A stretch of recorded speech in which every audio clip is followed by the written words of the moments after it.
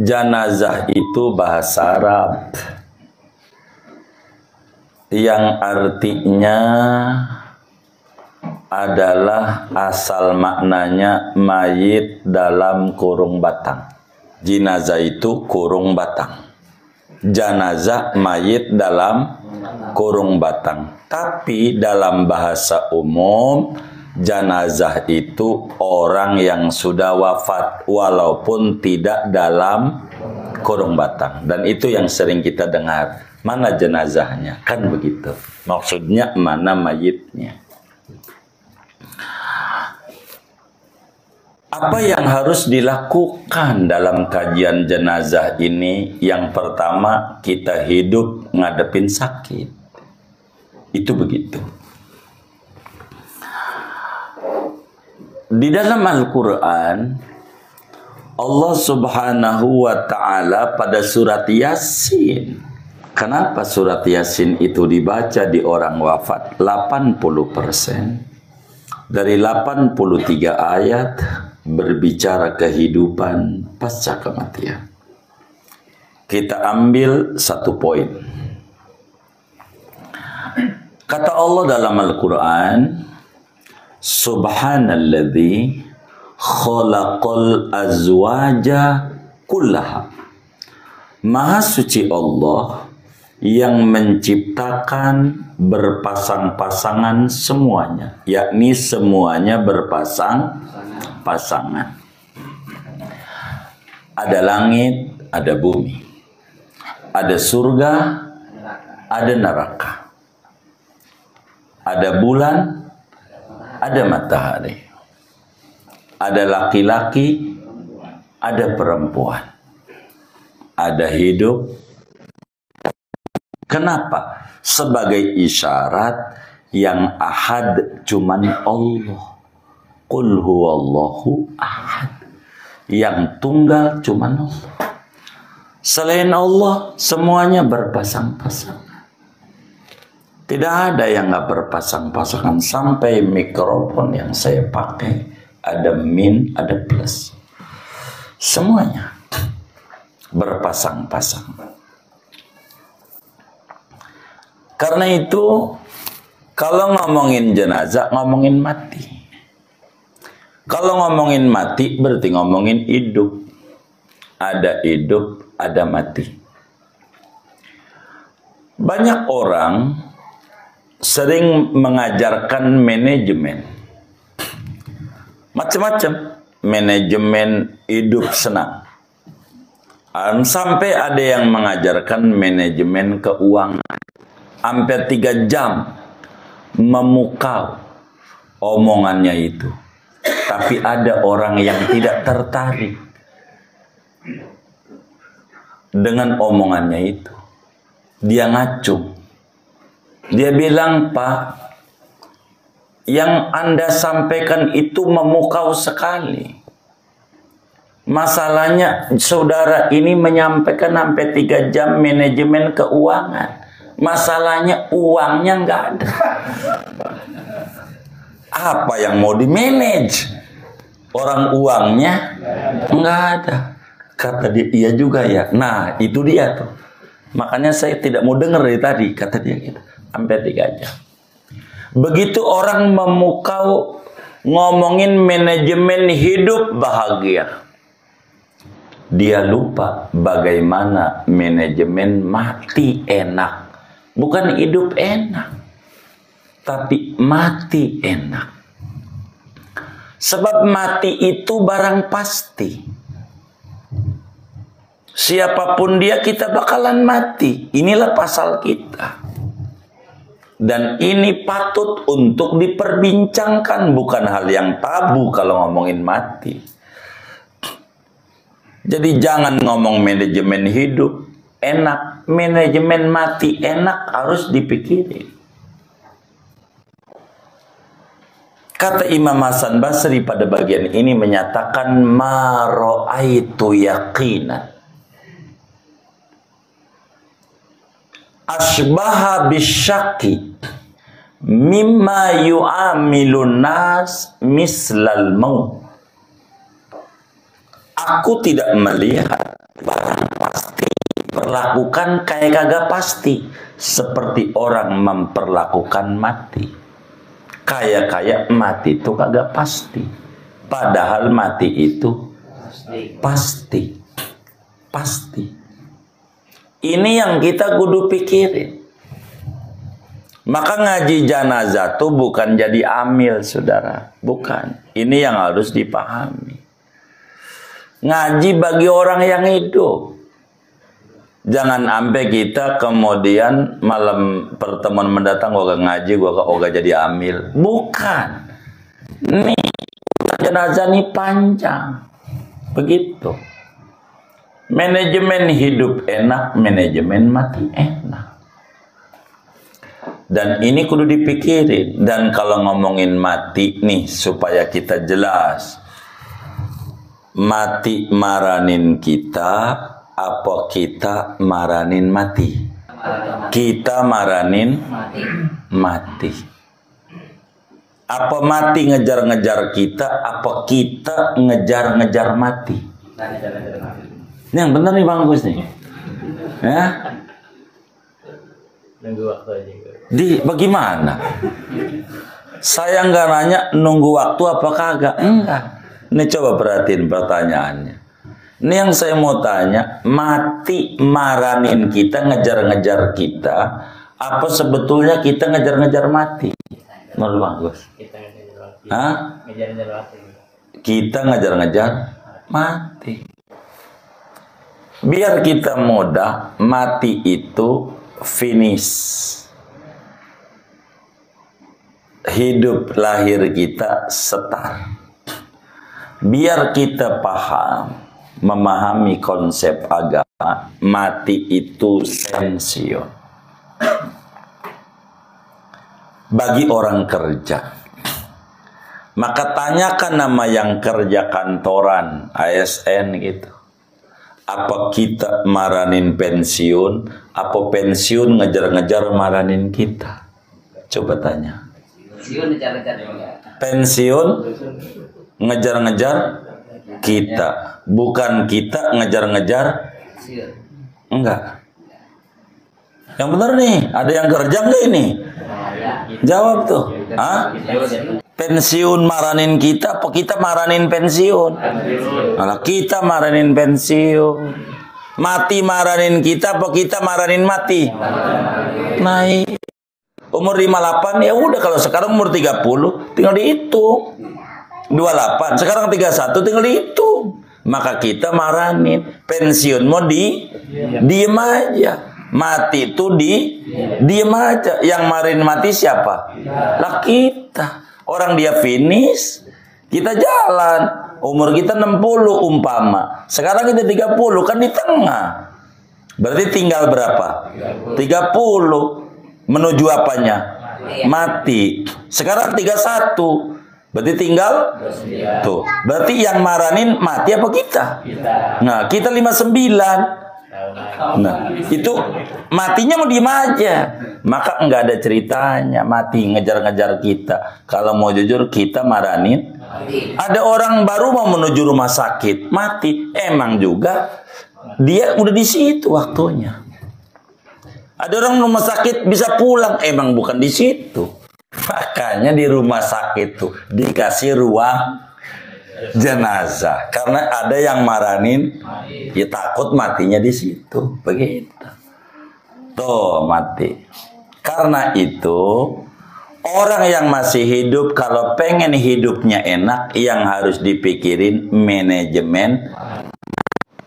Makanya Nabi ajarkan, kiai kita sebutin yang pertama bagi orang hidup, yustahabu dzikrul maut. Dianjurkan dengan sangat, disunatkan dzikrul maut, menyebut-nyebut mati. Itu bahasa. Bukan nyebut-nyebut, bukan. Bukan zikir tentang maut, bukan. Zikrul maut itu bukan berzikir bukan kayak zikir subhanallah habis sholat, subhanallah 33, mati.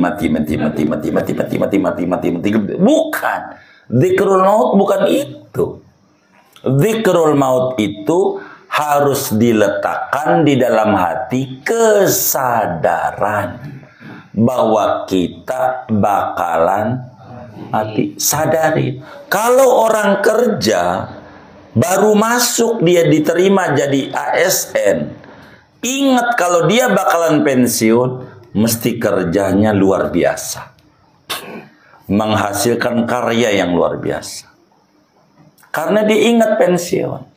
Sebelum dia masuk, harus paham kalau dia bakalan pensiun. Sehingga tidak mikirnya di ujung. Itu percis, ada orang udah senja stres.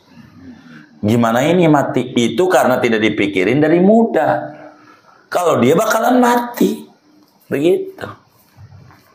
Maka zikrul maut itu akhlak mulia. Orang akan disebut cerdas bukan karena S1, S2, S3 sampai S bonbon. Bukan itu. Manil aqiyas, siapa orang cerdas itu ya Rasulullah? Waktu Nabi ditanya, Nabi bilang aksaruhum dzikran lil maut wasti'dadan lima ba'da. Orang yang cerdas itu adalah orang yang banyak kesadaran kalau dirinya bakal mati, sehingga mempersiapkan diri untuk apa sesudah mati. Jadi kita harus sadar kita bakalan mati. Kalau sadar, yang muncul, gue ora bakalan mati-matian mengejar sesuatu yang ora ada manfaatnya pada waktu mati. Kalau ada zikrul maut, ngapain? Orang yang sadar kalau bakalan mati, duitnya dicolong orang, tenang. Enggak ketemu di dunia, kata Nabi, ketemu di akhirat. Tetap aja di akhiratnya duit kita.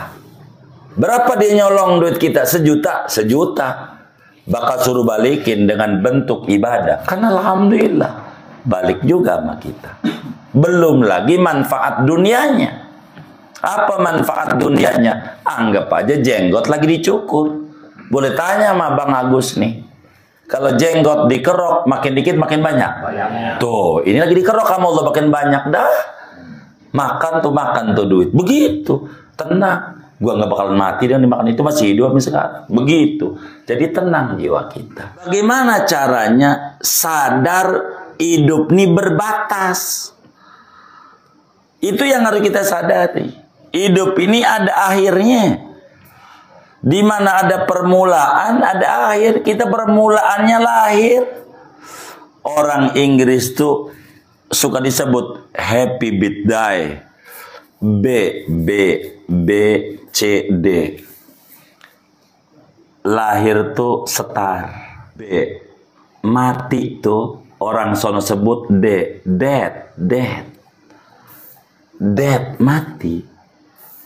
Antara B nih sama D ada C. Namanya choice. Pilihan. Jadi hidup itu enak. Biar kita nggak stres. Hidup itu. Sampai dalam satu kasus. Ini saya sedikit dongeng sebagai apa ya, memotivasi aja. Ada orang nangis banget di rumah. Nangis guling-guling. Ditipu 45 juta. Gitu singkatnya, setelah dia ngajak ngobrol, ngapa lu kayak begitu-gitu. Sehabis ditipu 45 juta. Ini bagaimana? Jadi sebelum panjang-panjang, saya unjukin surat saya. Saya punya surat sakti. Ente baca ini. Baca, dia dibaca. Saya nggak mau bacanya pelan. Kerjaan saya itu yang kencang. Sebab ibadah tuh jangan mata doang amati, kuping kudu ibadah. Pas habis dibaca, alhamdulillah. Harus baca.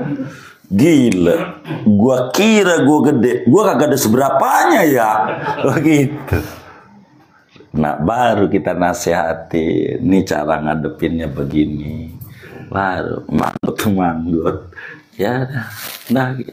Sampai Ramadan kemarin, sampai Lebaran, sampai puyang kita ngadepinnya. Datang lagi, saya ditipu 500 juta. Saya udah keluar Batang, ngapain?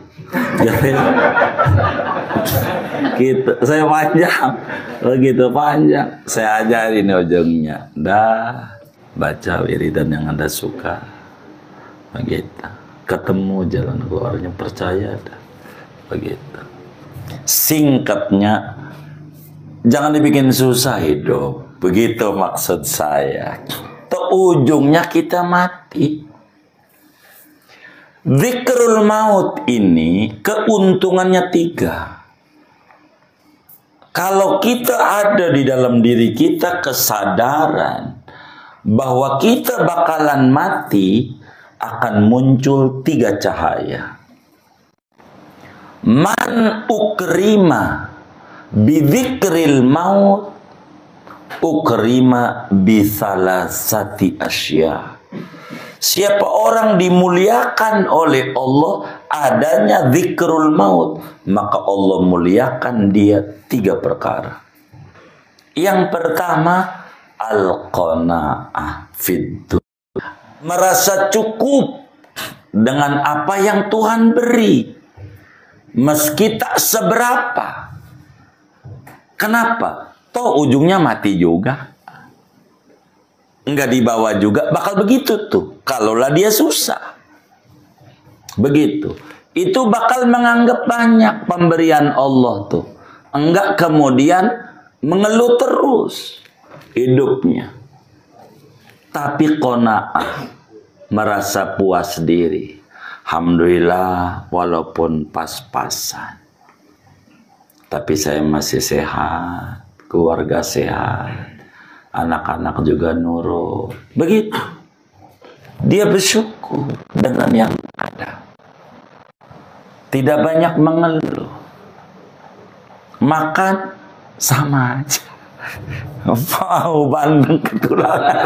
Mana yang kagak mau tuh. Mau kita makan bandeng jauh juga sama di rumah sama, juga di perut mau sama. Jadinya kalau mau jujur, seorang petani makan di pinggiran pematang sawah, nasi dibungkus daun pisang sama sambal doang terasi, begitu, sama kenikir, teh tubruk. Iya, mohon maaf, timbang begitu doang. Mohon maaf, sampai di sampingnya ada barang kuning. Sampingnya.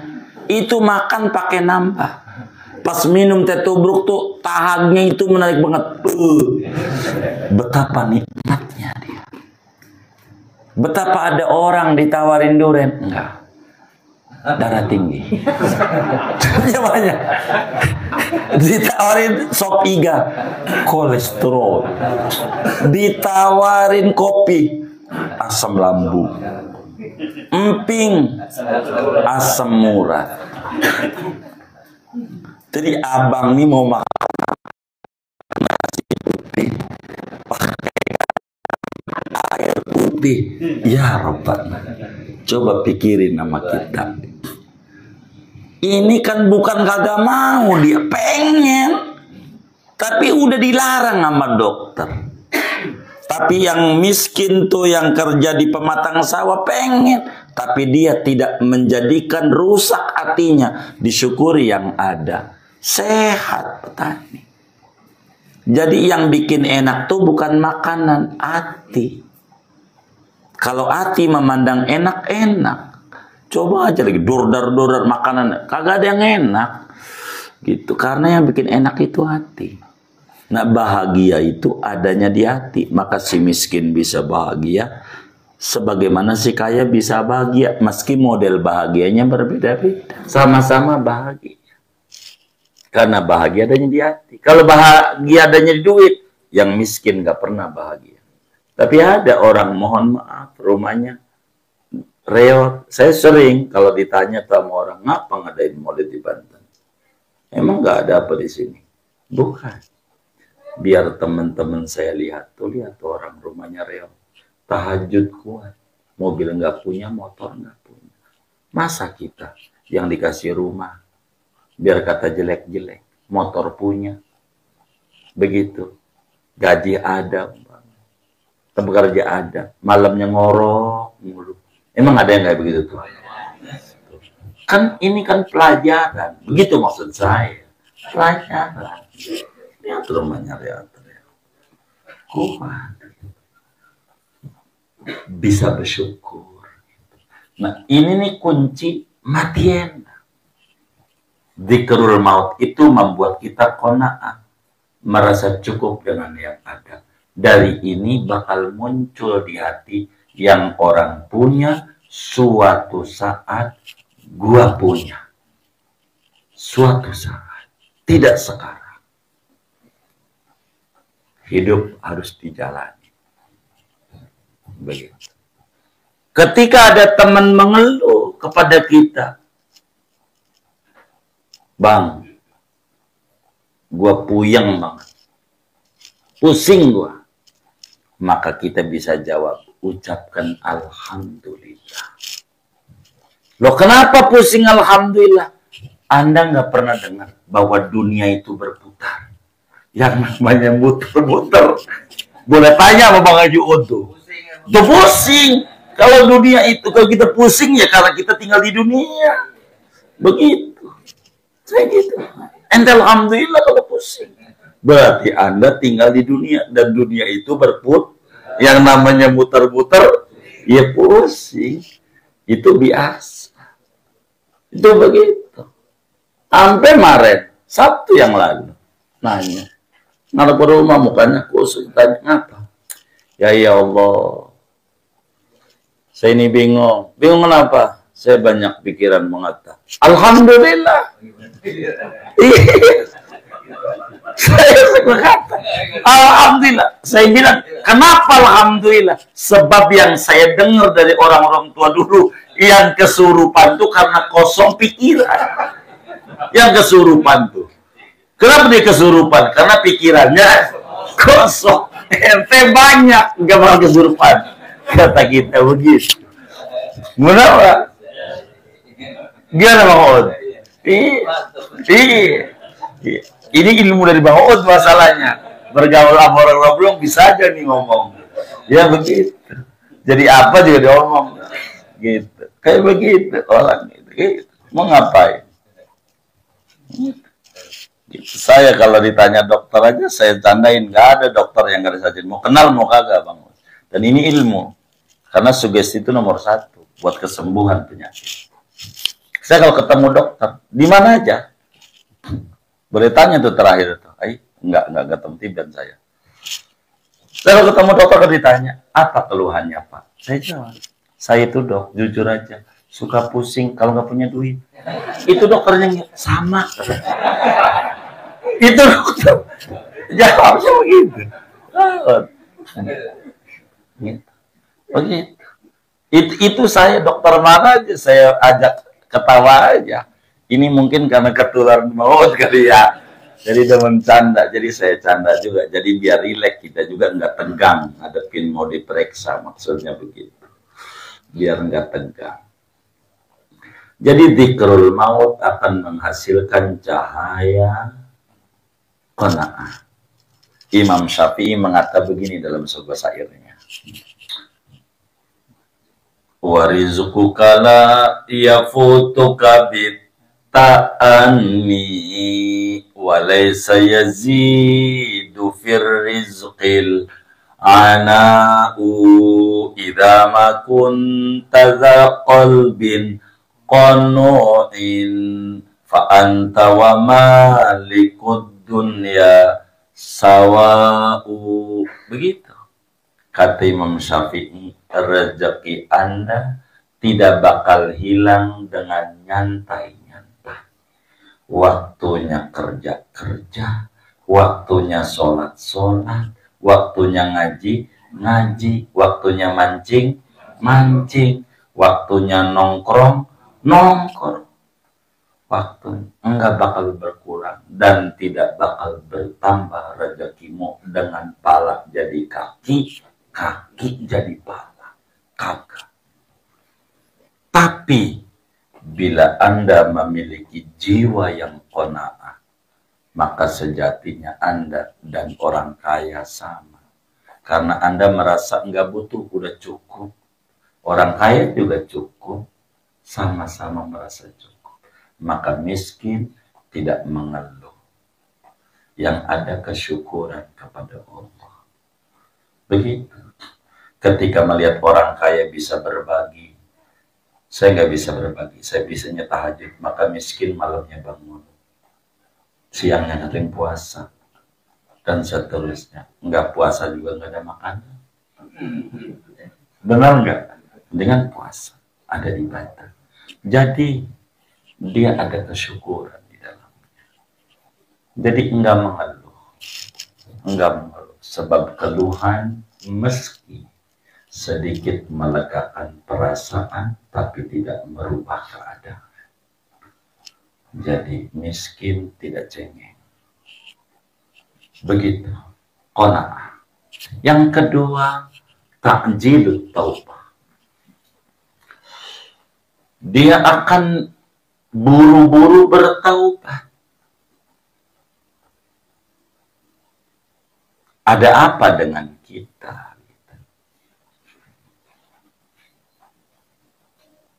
Kerja buru-buru. Apa aja, sholat buru-buru. Ngaji Quran aja pengen buru-buru. Terawih pengen buru-buru kelar. Yang nggak pengen buru-buru cuman satu, mati. Itu pengennya entar. Bukan aja orang biasa, kiainya sama. Kalau ditanya, buru-buru apa? Entar. Semuanya. Itu begitu. Maka, karena mati itu pasti dan kita nggak tahu, taubat itu perlu. Maka dia buru-buru taubat. Ketika racun masuk dalam hati, ngapain gua taubat? Besok juga mohon maaf nyimeng lagi. Besok mabok lagi. Mau ngapain gua taubat? Apa gunanya? Itu setan dia bakal terbantahkan oleh dia. Mesti ada gunanya. Taubat itu menghapus kesalahan. Toh ujungnya berbuat dosa, enggak apa-apa. Taubat lagi. Berbuat dosa, taubat lagi. Sebab kalimat yang muncul racun, buat apa lu taubat? Ujungnya berbuat dosa lagi. Setan masuk, hati nuraninya akan jawab. Buat apa makan? Toh akhirnya lapar lagi. Mendingan gak usah makan. Modal. Ya kalau lapar, makan. Lapar lagi? Lapar lagi? Jangan berhenti makan. Kalau kita masih lapar. Jangan berhenti bertaubat. Kalau kita masih doyan dosa. Terusin bertaubat. Sampai kapan? Sampai kita bosan dari dosa. Silakan bosan dari taubat. Begitu dia akan menjawab dirinya dalam setiap perbuatan dosa yang dia kerjakan. Begitu. Enggak mau berhenti. Enggak mau teracuni. Jadi buru-buru dia bertaubat. Yang ketiga, an-nasyatu fil ibadah. Dia bakal semangat pada ibadah. Jangan-jangan ini sholat terakhir kita. Saya harus persembahkan yang terbaik. Karena ini adalah terakhir. Begitu. Laksana kita mau ngadepin UN. Mesti belajarnya yang sungguh. Kayak begitu. Kita mau ngadapi UN, ngadapi mati. Maka semangat. Dalam ibadah. Semampu kita. Itu keuntungan daripada manajemen kematian. Ketika orang memahami manajemen kematian supaya mati enak, dia bakal muncul merasa cukup dengan apa yang Tuhan beri, meski tak seberapa. Karena memandang rezeki tidak duit saja dia pandang. Sehat juga rezeki. Anak nurut juga rezeki. Kayak malam nih, ya Allah ada yang di itu Eka Hospital udah hilang MPH. Saya nyari MPH nggak ketemu. Namanya Eka Hospital. Begitu. Di ICU. Orang ada 14 hari di ICU. Duit dibuang jutaan. Buat apa? Nyari sehat. Nah kan kita dikasih sehat, nggak perlu buang duit. Kan bukan nikmat dari Allah. Kenapa kesehatan kita buat ngeluh jelek-jelekin Allah? Kan salah. Yang kayak gitu. Syukuri aja. Sampai ketika teman kita umroh, ampun banget, Ustaz, saya punya dengkul ini loh kotek-kotek. Jangan ampun banget. Alhamdulillah.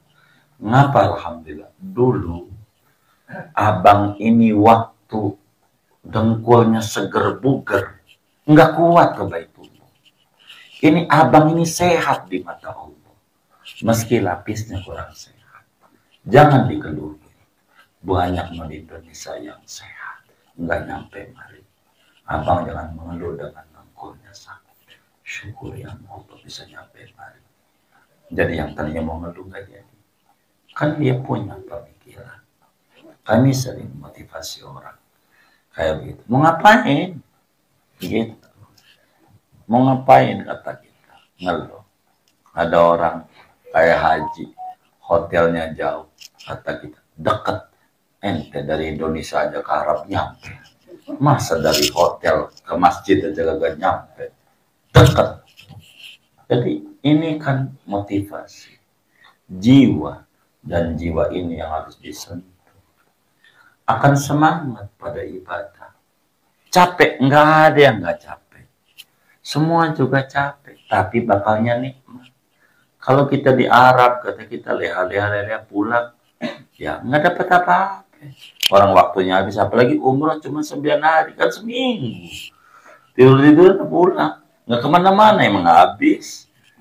Gitu. Waktu terus berjalan. Gambaran. Segalanya begitu. Syukuri yang ada. Sehingga dengan syukur itu Allah bakal kasih yang belum ada. Begitu. Tapi kalau kita terus ngeluh, kayaknya Allah nggak ada makasihnya. Begitu. Kan nyawa dari Allah. Sehat dari Allah. Begitu. Makanya dari dzikrul maut itu bakal pandai mengelola masalah. Ada orang kalau mau jujur, pusing itu, kalau mau jujur, masalahnya dia dipiara. Walaupun kalau diomong, gue sih kagak miara. Tapi prakteknya miara masalah. Ini contoh. Kita punya hutang. Di mana? Bank. Apa? BRI. KUR. Berapa? 500 juta. Kan KUR tertinggi segitu tuh kan ya. Tuh iya tuh. Katanya petugas bank tahu tuh. Ini bagaimana ini kita dengan hutang ini? Kita itu buat bayar kita nggak ada, usaha lagi payah. Pikirin, ada aset nggak? Ada. Jual. Tutup dulu tuh. Begitu. Tutup. Tapi jangan pakai tapi. Lu dulu nggak pernah terpikir kebeli itu. Tapi kamu Allah kebeli. Jangan bertahan. Ini nggak mau jual tapi utang pelunas sudah ketemu. Usaha lagi payah. Tutup dulu biar fresh. Biar kita jangan ketergantungan sama telepon, sama hati, dan ini rusak. Umpama jatuh tempo kita tanggal berapa? Umpamanya tanggal 20. Waduh, ini tanggal 1. 19 hari lagi. Besok tanggal 2, 18. Racun ini nih bakal males dia kerja. Karena ngelamun itu. Ujungnya udah 18 saja, 2 hari lagi. Enggak ada lagi buat bayar. Ini bagaimana? Stres. Dan itu karena masalah dipiara.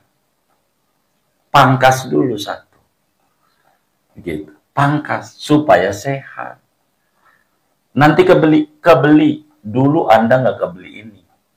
Tapi Allah kemurahnya kebeli. Nanti juga malah kebeli. Jadi harus begitu konsepnya. Supaya tidak bertahan pada masalah. Yang jadi kita stres. Ngelamun yang kagak. Dan itu yang sering terjadi pada kebanyakan orang yang kurang memahami manajemen kematian. Begitu, manajemen kematian. Daripada kita bertahan, Alphard ada 5 di garasinya. Tapi dia mikirin utang, kan stres. Kata kita jual aja, nanti menurun. Iya, sebuah resiko di dalam kehidupan. Begitu, kehidupan.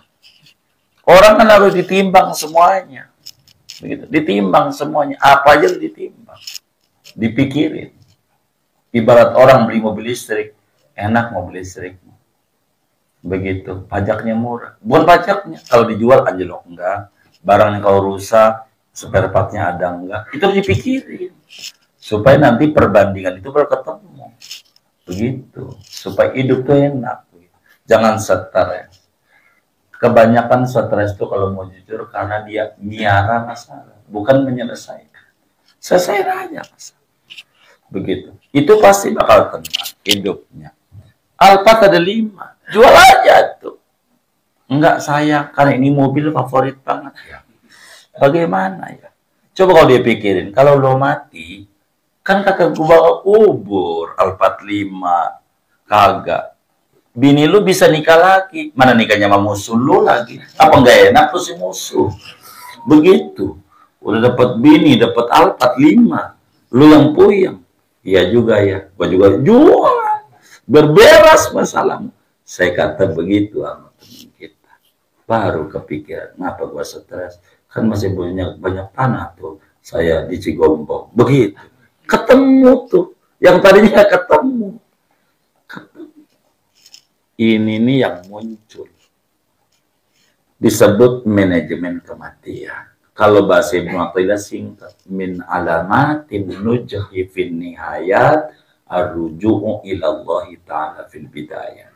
Di antara tanda kesuksesan orang di akhir kehidupan, dia balik sama Allah sejak permulaan. Masih hidup, pikirin kematian yang benar. Jangan kita nyantai. Kita bakalan mati. Apa yang kita harus jadikan bekal kita mati, terserah. Maka sering saya ngajarin sama kawan madis tuh, mohon maaf, kayak macam gigi 2000. Kayak macam apa lagi ya, baca sholat cuma 100 habis sholat. Begitu. Macam-macam. Orang nanya, ngapain pendek-pendek begitu? Yang bisa dulu. Yang bisa dulu. Coba ajarin aja, sholat naria 100. Pasti juga bakal protes lagi. Panjang amat. Ini mau baca, mau kagak. Kan begitu. Yang penting mau mengerjakan. Itu pokok. Nanti juga jiwanya yang bakal menasihati. Sampai ada ulama bilang begini. Dalam satu forum ceramah. Kata dia, saudara-saudara, saya tahu ibadah yang saya kerjakan tadi baca Quran, itu tidak diterima dari Allah. Enggak diterima, mau saya tahu itu. Begitu. Ketika dia ngomong begitu diprotes oleh hadirin.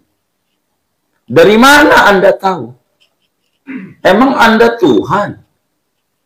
Anda Nabi? Dapat wahyu?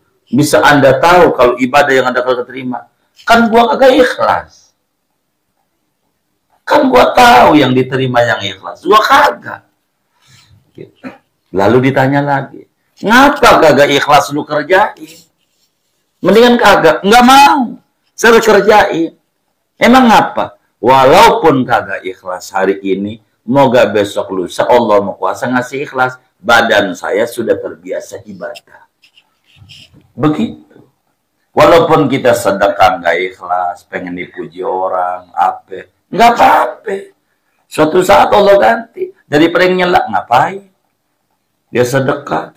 Pakai ngumpulin yatim 1000 segala macem. Pret, gua mau kagak muji model kayak begitu. Masih bagus dia ngebantu daripada ente nyelak mulu bantu kagak. Bener nggak? Bener nggak? Tuh begitu. Saya mau suka begitu. Jangan begitu. Masih bagus. Kata kita, masih bagus. Jadi bagaimana membiasakan diri dengan ibadah.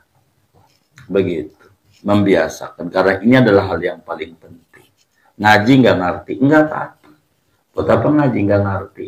Ya, nggak apa-apa. Nanti suatu saat Allah kasih ngerti kan enak udah terbiasa. Daripada kita nunggu di rumah lah. nggak ngerti, nggak ngaji, tambah nggak ngerti, sampai kapan kiamat, benar nggak? Maka an-nasatu fil ibadah. Kerugiannya lawanannya 3. Kalau kita nisyanul maut, lupa kalau kita bakal mati, tentu lawanannya kita hanya pusing mikirin dunia orang.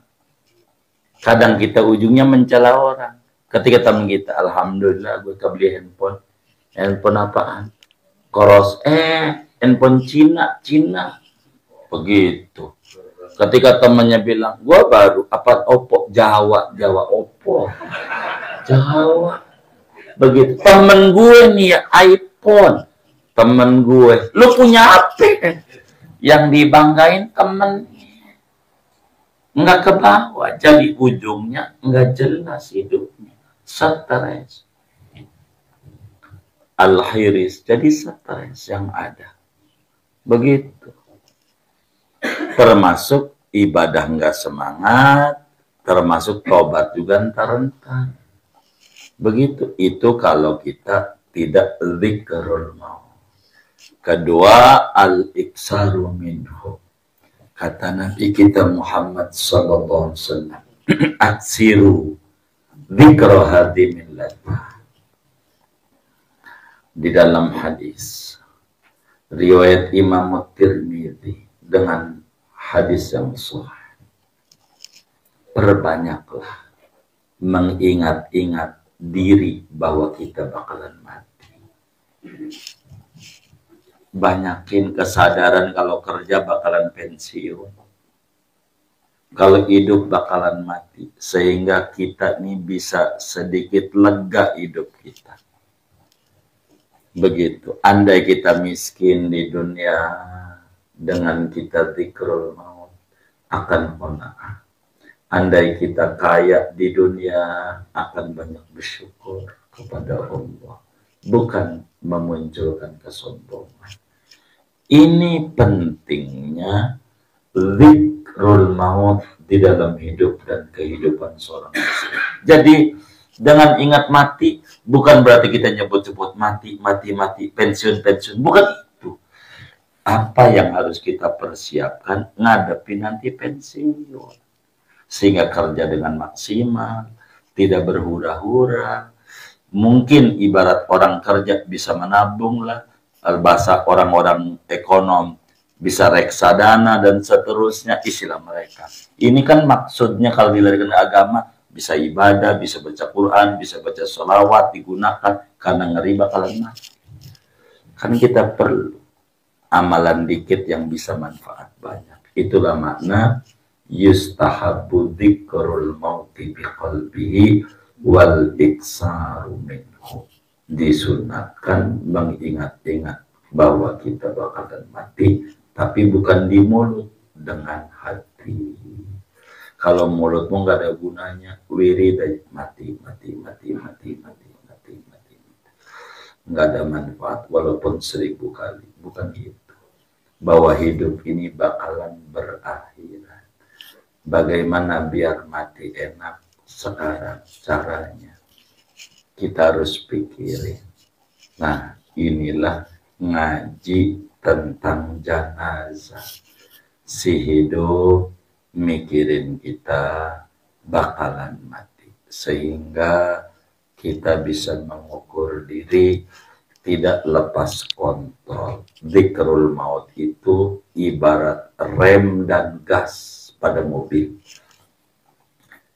Menyeimbangkan kehidupan. Ingat kalau mau pensiun ibarat kerja, itu adalah hal yang penting. Ingat kalau bahwa sekolah itu batasnya 3 tahun, SMP, kita bakal mati-matian dalam belajar. Enggak berleha-leha, mau berakhir baru kita belajar, dan itu stres. Enggak lulus disalahin sekolahnya. Itu karena tidak paham. Inilah sekelumit ngaji kita malam hari ini. Begitu. Pada akhirnya wal maridu aula, orang yang sakit apalagi. Pentingnya ngingat-ngingat mati. Segini aja dah. Jangan banyak-banyak. Gitu. inilah orang yang hidup kudu ingat kalau kita bakalan mati. Sebelum mati bakalan sakit. Maka pikirin sebelum sakit tuh. Kalau mau saya dongengin penyakit, sedikit saya terangin nih penyakit. Sebetulnya penyakit itu kita yang mengupayakan. Begini, kalau kita sakit, cek ulang makan kita. Saya begitu dalam hidup. Habis makan apa ya? Begitu. Ingat-ingat. Badan kita. Bukan makanan yang salah. Badan kita tidak bisa mengolah makanan itu karena ada penyakit. Umpama. Begitu makan udang, lalu muncul dari dia pening di kepala. Ini berarti badan kita tidak bisa mencerna siput yang namanya udang. Karena badan kita ada keganjel kolesterol. Ini mendatangkan kolesterol. Berarti besok lusa kurangin makan itu. Begitu. Udang tuh kurangin. Gitu. Kalau pengen ketemu sarinya, cari aja bakwan udang dari Papua. Jangan dari Jawa. Kalau dari Papua itu udangnya dikit, tempatnya gede banget. Segede piring tepungnya tuh. Udangnya ya Allah seupil. Itulah Papua, pulaunya gede, orangnya dikit. Tapi kalau bakwan Jawa tuh udangnya banyak. Itunya dikit, emang orangnya banyak. Yang penting ada sari-sarinya. Kita nyari sarinya. Itu begitu. Karena dokter pada akhirnya bakal bertanya, habis makan apa? Dokter aja. Pasti keluarnya itu. Jadi kita bisa mengukur habis makan ini. Bukan makanannya yang haram atau yang mengandung penyakit. Badan kita tidak bisa mengolah makanan itu karena terganjal penyakit anu. Sehingga kita kurangin dulu. Sampai badan kita bisa stabil. Baru makan lagi. Kayak begitu. Kalau kita bisa mengukur ini, bakal ketahuan. Kita makan ini, kok kayak begini ya. Contoh, ada orang makan pete, kan doyan pete. Begitu. Pete itu bagus buat ginjal. Bagus supaya ginjalnya sehat. Tapi ketika dia punya asam urat tinggi, bermasalah. Makan pete banyak, kok pada pegal badan. Anda punya asam urat. Ginjalnya mau bagus, tapi mau juga ini. Bukan harap, Anda kurangin aja. Tadinya sepapan, apa segini sepapan namanya? Iya, sebiji, kayak 2 biji, kalau Anda doyan makan. Tapi jangan banyak, karena badan Anda tidak bisa menyerap. Sebetulnya rumah sakit begitu. Berobat itu bukan untuk cari sehat. Tidak ada. Cari penyakit. Untuk sehat. Begitu. Ketika obat ini yang kita minum, kata malaikat maut, badanmu tidak bisa mengolah obat untuk menghasilkan kesembuhan dari Allah. Mati orang itu. Tapi ketika malaikat maut bilang, badanmu masih bisa mencerna obat, maka diolah oleh malaikat maut obat itu pada badan kita. Jadi sehat. Jadi obat itu bisa mematikan, bisa menyehatkan. Maka konsepnya di kita, renungnya aja. Semua penyakit itu dari kita. Sugesti sembuh kita. Saya pernah ngobati orang stroke setengah mati, kiai. Saya punya guru, saya nggak sebut namanya. Saya bawa ke Mampang Perapatan tahun 2000. Berapa ya? 10 apa ya? Itu dokter Cina hebat banget. Nggak tahu sekarang masih ada. Hebat banget. Karena ulama-ulama Banten itu mesti diobatin ke situ. Begitu. Jadi saya bawa juga nih obatnya. Tapi pagi-pagi melawan macet dari jam 3 dari Serang. Nyampe lah tengah 7. Nunggu bentar jam 7 buka. Ketika buka periksa sama si dokter. Dokter bilang bawa pulang lagi. Emang apa? Nggak bisa sembuh. Kata kita, dokter Tuhan. Bukan. Kata dokter Cina. Tapi dia sugesti sembuhnya nggak ada. Stres dengan penyakit yang dialami. Kiai ini. Pak Haji ini, dia nggak nunjuk ya. Pak Haji ini bawa pulang, kasih motivasi dulu, berdoa kemarin. Saya obatin bagaimanapun gak bisa sembuh. Tuhan itu menyembuhkan harus ada medianya. Media utamanya sugesti, dia sugesti sembuhnya nggak ada, putus asa. Kata dia, ini nggak bisa. Coba, belum dokter, itu dokter. Kalau bahasa kita itu jujur namanya. Ya udah gua obatin aja sembuh kali, penting biar duit kan begitu kira-kira. Gitu. Saya suruh bawa pulang. Dan benar memang kalau mau jujur, ini kiai stres dengan stroke-nya dia. Karena seumur-umur baru numbek tuh. Di kampung itu juga baru begitu. Mendengar ada penyakit apa saya ini, kira-kira begitu. Dia bingung. Begitu lama kita motivasi, baru diobatin. Mending kayak begitu. Mending. Jadi motivasi ini sugesti itu perlu. Sugesti. Kadang dokter itu pakai ngobatinnya sampai di tepak-tepak kita tuh. Dilihat tampangnya kayak orang Betawi ini, udah tua, gitu dokter tuh. Ada apa be? Tuh, itu nyari sugesti tuh. Ada apa be? Ini ya Allah, dan kalau saya coba dia bilang saya coba. Ini sih gak apa-apa, ringan be. Jadi tiap muncul semangat pengen sembuh. Itulah yang bisa nyembuhin. Obat itu mendorong itu. Ini kalau mau sedongengin, lama-lama ente kagak bakal berubah kalau saya terusin. Segitu aja. Wassalamualaikum warahmatullahi wabarakatuh. Segitu aja.